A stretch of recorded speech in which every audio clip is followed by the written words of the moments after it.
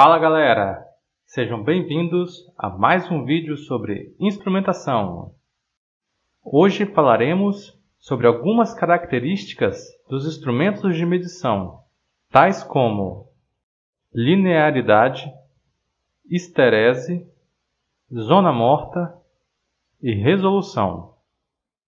Apesar do instrumento poder ser calibrado levando em consideração a não linearidade, por muitas vezes é mais conveniente calibrá-lo como um linear e especificar um possível erro na medida.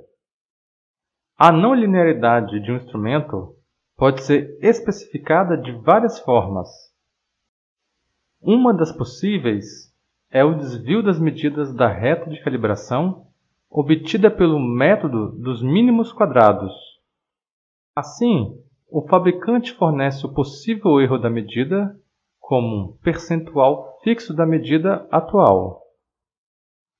O problema desse modelo é que para valores próximos do zero, o erro se torna muito pequeno e pode não representar de forma correta os limites da medida. Deste modo, alguns fabricantes definem o erro como sendo um percentual do fundo de escala, ou seja, um percentual do maior valor que o instrumento é capaz de medir. Só que essa abordagem também tem problemas. Se os erros de medida forem grandes para os valores de medida maiores, o percentual do fundo de escala seria muito maior que o necessário para as medidas próximas ao zero. Deste modo, alguns fabricantes adotam um método que é provavelmente o melhor. O erro de uma medida é dada por um percentual da própria medida ou percentual do fundo de escala do instrumento, o que tiver o maior valor. A histerese é um fenômeno físico muito interessante. Vamos supor um instrumento que utilize alguma mola, como o dinamômetro, por exemplo. Se acrescentarmos lentamente ao dinamômetro massas de 100 em 100 gramas, de 0 até 1 kg, e depois retirarmos de uma em uma até voltar ao zero, sempre anotando os valores lidos na escala, seria lógico esperar que os mesmos valores seriam lidos ao carregar o dinamômetro e ao descarregar. Porém, há uma diferença na leitura entre os valores de subida e de descida. Isso pode ser entendido por pequenos atritos ou outras formas de dissipação de energia que podem ocorrer na mola.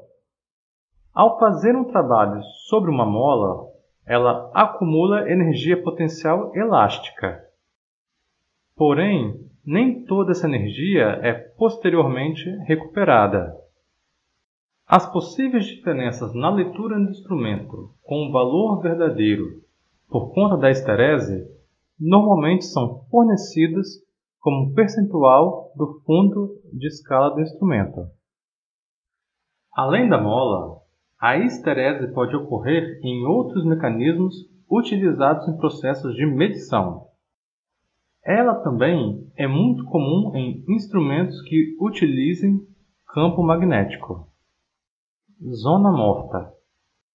Se a entrada de instrumento é incrementada gradualmente do zero, é possível que exista uma faixa de valores que não produza nenhuma variação na saída. Em outras palavras, um instrumento só consegue responder para valores acima desta zona. Resolução. Se a entrada do instrumento é lentamente aumentada de um valor qualquer, diferente de zero, a saída não produzirá nenhuma mudança até que se exceda certo incremento na entrada. Este incremento é chamado de resolução e define a menor variação na entrada que produz uma mudança na saída. A resolução do instrumento não pode ser confundida com a zona morta. Resolução é definida como a menor variação da entrada que pode ser medida, enquanto zona morta define o menor valor que pode ser medido. Tanto a zona morta quanto a resolução podem ser disponibilizados pelo fabricante como valores absolutos ou como um percentual do fundo de escala do instrumento. Muito obrigado pela atenção e até o próximo vídeo.